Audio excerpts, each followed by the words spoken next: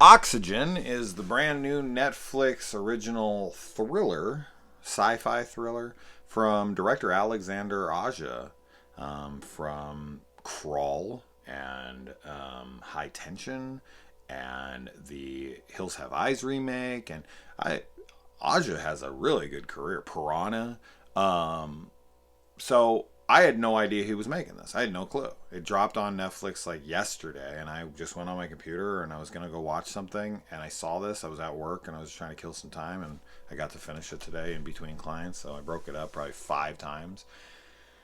Um, but yeah, I mean, this is basically a science fiction version of the movie Buried with Ryan Reynolds. The whole entire film takes place in this cryogenic tank that this girl wakes up in, played by Melanie Laurent, I think is how you say her name, from Inglourious Bastards, the French girl who, owns the movie theater in Inglourious Bastards.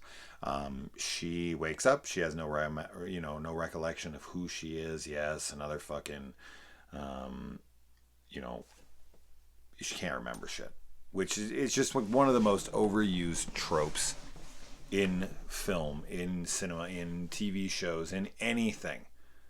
This whole amnesia thing is like, it's so overplayed, but it's part of the story and it does make sense because of what it ends up all being and all that. So I'm okay with it here, but man, I really, really wish we could get rid of this. Like, I hit my head. I don't know who I am. When you look up how often amnesia truly happens, it's like none. It's so rare. But in Hollywood, you get tapped in the head, or if you go to sleep, you can have amnesia. So, according to Hollywood, amnesia happens like every day. But anyway, so she wakes up in this tank and she's trying to figure out why she's there, trying to get help, trying to remember who she is, and putting the pieces together. And slowly but surely, she starts to figure out what has happened, who she is, what all that means.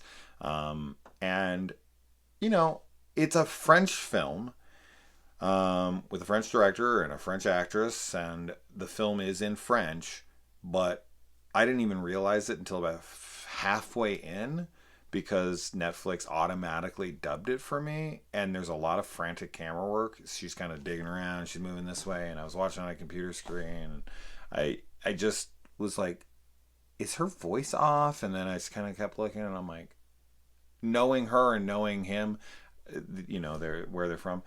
I was like, I think that this is in French, and I googled it, and I'm like, oh shit, this is dubbed. So, you can watch it in French with subtitles if that's your preferred way, and it'd probably be better because the voice actors, which I would assume Melanie Laurent did her own voice, over because she speaks English.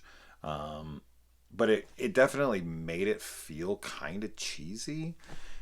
All in all, I would say in the end, I I don't know. I liked it.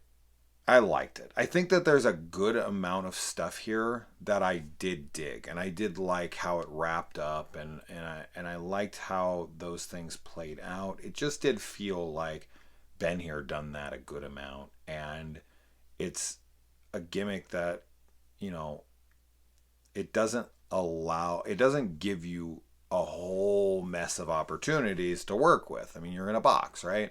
The whole film, and if you watch Buried, you've seen a lot of what they can do with that scenario. Adding the science fiction element, of course, gets you more to play around with because she's talking to a computer, a robot, or AI or whatever. So this is definitely much different. It's much brighter in there.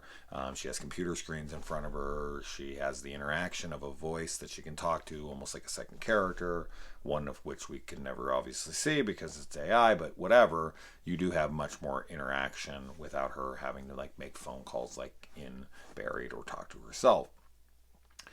It's very claustrophobic, as one would expect. The film, of course, is entitled Oxygen because her oxygen is running low right when she wakes up. It's at a very low percentage, and she only has a certain amount of time.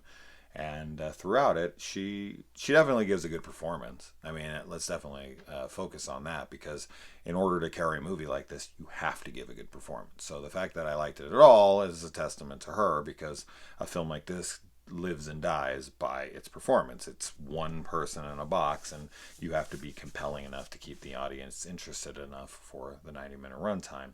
And I think she does a fine job at that. It's just that, yeah, there's only so much you can do with this kind of stuff. And while the revelations can be fine, there's other ones that are like, okay, that's okay, or I kind of figured, or, you know. So it's a fine thriller. And this being, I want to say, his follow up to Crawl. I don't think he's done anything in between, but I loved Crawl. Like, I adore it. This isn't bad. I could see someone really liking this, and I could see somebody really hating this, but I think it's kind of a mid-range film for me. It's a little better than average, but not tremendously. So yeah, but performance is good. The direction, I don't know. In a movie like this, there's only so many choices, right? There's only so many angles that you can get inside that box. But they do a good job of making the the urgency of her oxygen depletion apparent throughout. So you very much feel that, and the title lives up to itself. So it's fine. Like, check it out if that sounds interesting to me. If you're a big fan of something like Buried, and you want to see more of a sci-fi spin on it, it's not bad. It's worth your time in that way. But if, Buried pissed you off and you feel like those one locations, super ultra small locations, and a girl just kind of freaking out and screaming the whole time, is not your thing, then avoid it, obviously. But it's okay. It's okay. It's not Ozja's best work for me. But let me know if you watch it. Adios.